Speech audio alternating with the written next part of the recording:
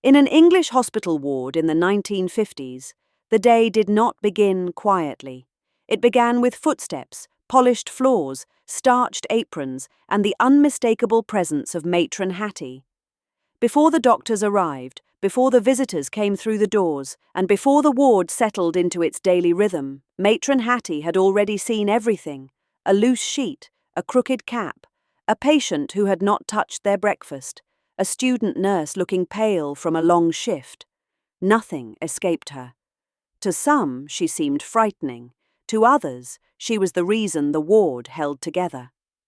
In those days, the hospital matron was more than a senior nurse. She was a figure of authority, discipline, standards, and order. The ward sister controlled the ward day by day, but Matron Hatty carried the weight of the whole nursing service on her shoulders. She expected beds to be made properly, patients to be clean and comfortable, and nurses to remember that every small task mattered. In Matron Hatty's world, a tidy ward was not about showing off. It was about safety, dignity, and care. Matron Hatty was not simply strict for the sake of it. She knew that a hospital ward could fall into chaos if nobody held the line.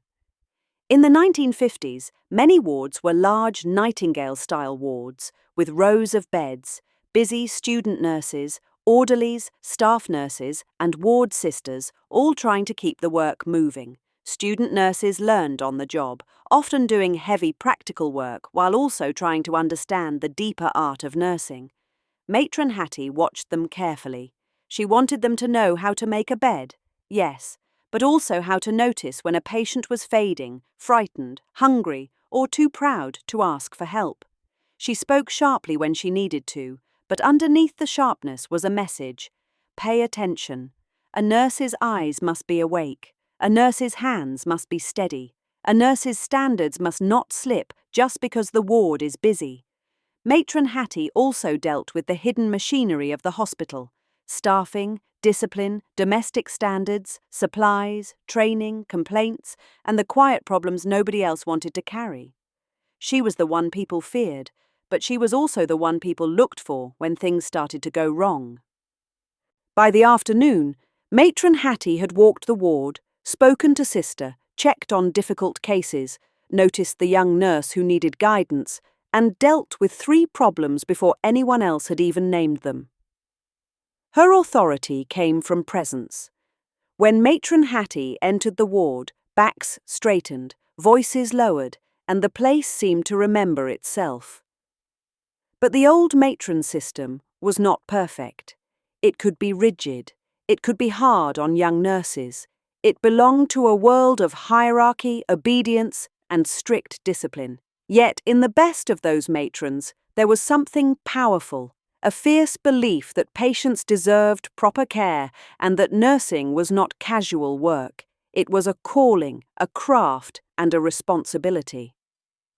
Later, the old matron role changed as nursing management was reorganized, but in the 1950s, Matron Hatty stood as a symbol of the hospital ward at its most disciplined and watchful. She was not just the woman in the uniform. She was the keeper of standards, the guardian of the ward, and the voice that reminded everyone: this is a hospital, these are patients, and care must be done properly.